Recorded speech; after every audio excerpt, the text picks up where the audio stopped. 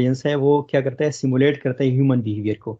इसका मतलब है कि जो ह्यूमन नर्वस सिस्टम है या जो ह्यूमन कॉग्निटिव सिस्टम है उसको आप लेके मशीन बिल्ड करते हैं, और वो फिर ह्यूमंस की तरह सीखता है और ह्यूमन की तरह टास्क परफॉर्म करने की कोशिश करता है। Hope this is clear. तो अब हम बात कर रहे हैं आर्टिफिशियल इंटेलिजेंस की। तो एक साइंस की एक फील्ड है जिसमें हम क्या करते हैं, मुख्तलिफ एल्गोरिथम्स डेवलप करते हैं, जो कि क्या करते हैं, वो एल्गोरिथम्स बीइंग एक्सप्लिसिटली प्रोग्राम होते हैं, यानी आप उसको प्रोग्राम डायरेक्टली नहीं करते बल्कि क्या करते हैं, वो डेटा से बेस्ड ऑन मॉडल सीखते हैं।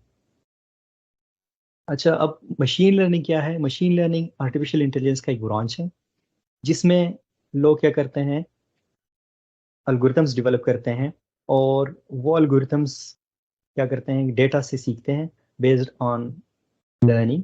जो आप डेटा से सीखते हैं उसके बाद आप क्या करते हैं, प्रिडिक्शन कर सकते हैं। प्रिडिक्शन का मतलब यह है कि आप डिसीजन मेकिंग कर सकते हैं, कोई अनसीन डेटा है इस पे। मिसाल के तौर पर आपके पास डेटा होगा, डेटा के बारे में हम बात करें तो लेट्स सी, हम कहें हाउस प्राइस प्रिडिक्शन की बात करें। एक प्रॉब्लम है, आपने क्या करना है कि हाउस के जो प्राइसेस हैं वो आपने प्रिडिक्ट करने, एक प्रॉब्लम है। ठीक है। अब आपको दी गई है डेटा, डेटा में है कि एक घर है, हाउस है, जिसके 3 रूम्स है। एक उसमें बेडरूम है, अ, एक बेडरूम है, लॉन्ड्री रूम है, इसके अलावा पार्किंग स्पेस है कि नहीं। ठीक है। इस तरह से फीचर्स आपको दी गई किसी हाउस के, और आपको अब ये मशीन लर्निंग मॉडल बिल्ड करना है जो कि आपको बताएं कि इसका प्राइस क्या होना चाहिए। राइट। तो एक दफ़ा आप ऐसा डेटा मशीन को दे देंगे जिसमें ऑलरेडी हो कितने रूम्स हैं, कितने बेडरूम्स हैं, कितना ये लॉन्ड्री रूम है कि नहीं, पार्किंग स्पेस है कि नहीं, और उसका प्राइस क्या है। तो ट्रेनिंग सैंपल क्या होगा कि it's three three rooms, 1 bedroom, फिर एक लॉन्ड्री रूम, पार्किंग स्पेस है कि नहीं। जब है कि नहीं, येस और नो हो जाएगा, और फिर उसके बाद प्राइस लेट्स सी आपका हो 50 लाख। राइट। तो इस तरह से आपके पास बहुत ज़्यादा सैंपल्स होंगे। इसके मुख्तलिफ प्राइसेस हैं, मैं जस्ट सिंप्लिसिटी के लिए कर लूँ।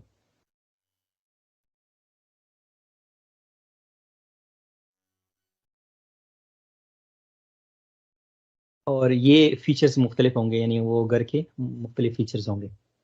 अब ये आपके पास डेटा है, इस डेटा को हम कहते हैं ट्रेनिंग डेटा। ट्रेनिंग डेटा इसको हम इसलिए कहते हैं कि ये डेटा हम यूज़ करते हैं अपने मशीन लर्निंग मॉडल को ट्रेन करने के लिए, इसलिए ये ट्रेनिंग डेटा है। अब ट्रेनिंग डेटा में हम इसको ये डेटा देते हैं एज अ इनपुट, और वो ट्रेन हो जाता है इसके बेसिस पे कि ये कमरा हो, ये फीचर्स हो, और ये घर हो तो इसकी इतनी प्राइस है। अब प्रिडिक्शन किस चीज़ को कहते हैं? प्रिडिक्शन इस चीज़ को कहते हैं कि अब आपका मॉडल ऑलरेडी ट्रेन हो गया, तो आपने डेटा दिया था, लेट्स सी 20,000 हाउसेस का डेटा दिया था या 30,000 हाउसेस का डेटा दिया था। ये मैं 20-30 इसलिए कह रहा हूँ कि ज़्यादा डेटा दिया था। तो उसके बाद आप क्या कहते हैं कि लेट्स सी एक घर है जिसके लेट्स सी रूम्स 4 है, और उसमें बेडरूम 2 है, लॉन्ड्री रूम नहीं है या है, नहीं है, और इसके अलावा पार्किंग स्पेस नहीं है। तो आप मुझे इसका प्राइस बता दें। तो ये चीज़ हम कहते हैं, इसको प्रोडक्शन कहते हैं। मॉडल हमें बता देगा कि इसका प्राइस ये होना चाहिए। तो ये हम एस्टिमेशन कर रहे हैं, ये फोरकास्टिंग कर रहे हैं कि इस किस्म के फीचर्स के बेसिस पे ये डेटा होना चाहिए। अब ये एक प्रॉब्लम जस्ट जेनरिक प्रॉब्लम है, लेकिन अगर जो हाउसिंग सोसाइटीज़ है या जो हाउसिंग रियल एस्टेट में लोग हैं, एक्सपर्ट हैं, अगर उनको पता चला जाए कि इस घर का इतना इतना पैसे होने चाहिए, इतना प्राइस होना चाहिए, तो ये उनके लिए बहुत ज़्यादा यूज़फुल है फॉर डिसीजन मेकिंग। इस तरह से आप कोई भी प्रॉब्लम देख सकते हैं, लेकिन जस्ट एक सिंपल प्रॉब्लम से मैं आप लोगों को समझाना चाह रहा था कि आपके पास कुछ डेटा है, जिस डेटा को हम यूजुअली लेबल डेटा कहते हैं, यानी अभी हमने इसको लेबल किया था, ये पिक्चर में लेबल डेटा लिखा हुआ है, तो इसके साथ आप रिग्रेशन डेटा लिखिए। ये जो डेटा है ये हमारे पास रिग्रेशन डेटा है। रिग्रेशन डेटा वो होता है जिसमें जो आपका आउटपुट है, यानी प्राइस आपका आउटपुट है, वो क्या है, कंटिन्यूअस वैल्यू है। तो जो कंटिन्यूस वैल्यू होती है यानी एक से ज़्यादा है, तो जो आउटपुट आपका अगर है, यानी अब हम कहते हैं कि एक दूसरे प्रॉब्लम को देखते हैं, रेन फोरकास्टिंग को थोड़ा सा समझने की कोशिश करते हैं। रेन फोरकास्टिंग में क्या है कि आपके पास ह्यूमिडिटी आपको पता है, यानी ये एक फीचर है, ह्यूमिडिटी की नमी कितनी है हवा में। इसके अलावा आप कहते हो CO2 वैल्यू क्या है। अब ये दो हो, और इसके अलावा और फीचर्स भी, ये जो फोरकास्टर्स हैं रेन के वो लेते हैं, लेकिन हम कहते हैं टेम्परेचर फीचर ले लेते हैं, ये टेम्परेचर इतना है, इसके बेसिस पे बताओ कि रेन होगी कि नहीं। ये चार हमारा डेटा सेट है अभी। यानी ह्यूमिडिटी इट्स ये उसकी कुछ वैल्यू है, ये मैं रफली पुट कर रहा हूँ, तो इसलिए आप लोग उसको लाइट पे लें। इसके अलावा CO2 की कुछ वैल्यू होगी, जैसे 2.5, और टेम्परेचर की, और टेम्परेचर के लिए सी हम कहें कि 74 है या समथिंग जो भी है, और हम कहें कि रेन होगी कि नहीं, यस। इस तरह से डेटा है जिसमें ऑलरेडी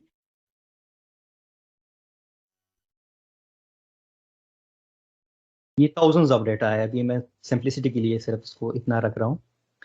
अब हम कहें कि इस पे नो है, यानी ये ऑलरेडी एक्सपर्ट्स ने बताया बनाया हुआ ये डेटा सेट, जिसमें एक्सपर्ट्स को पता है कि ये वैल्यूज ऐसी होती है तो फिर जो है ना बारिश होती है, ये वैल्यूज ऐसी होती है तो फिर बारिश नहीं होती।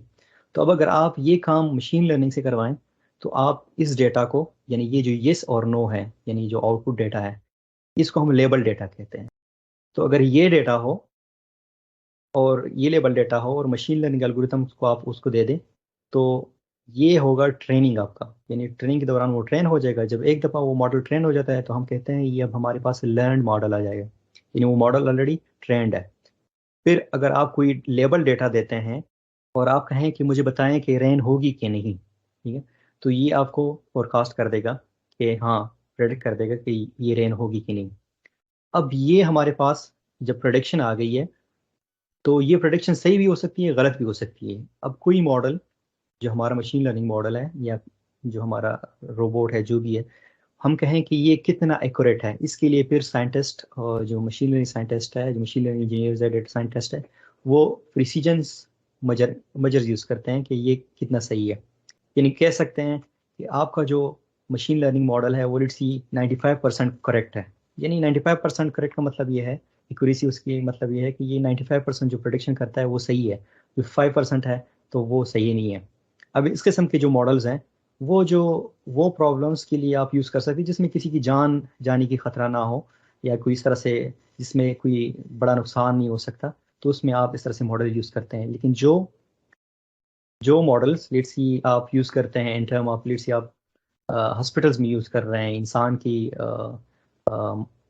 हेल्थ मॉनिटरिंग के लिए, तो वो मॉडल्स क्या होने चाहिए, वो फिर एक्यूरेसी उनकी ज़्यादा होनी चाहिए। इसलिए आपका जो प्रॉब्लम है वो प्रॉब्लम सॉल्विंग सोल्यूशन ऐसा होना चाहिए जिसकी एक्यूरेसी फॉर एग्जांपल ज़्यादा हो।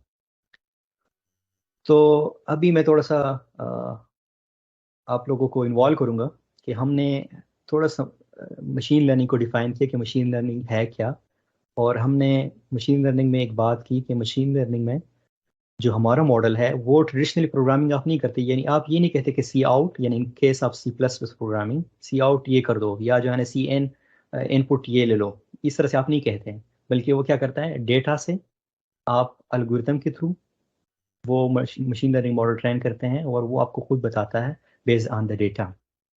अब कुछ मशीन लर्निंग मॉडल ऐसे हैं कि वो विदाउट डेटा भी काम करते हैं, तो ये हम बाद में सीखेंगे। अगर किसी का कोई क्वेश्चन हो यहाँ तक, तो वो फिर मैं आंसर कर लेता हूँ, फिर उसके बाद मैं आगे बढ़ूंगा।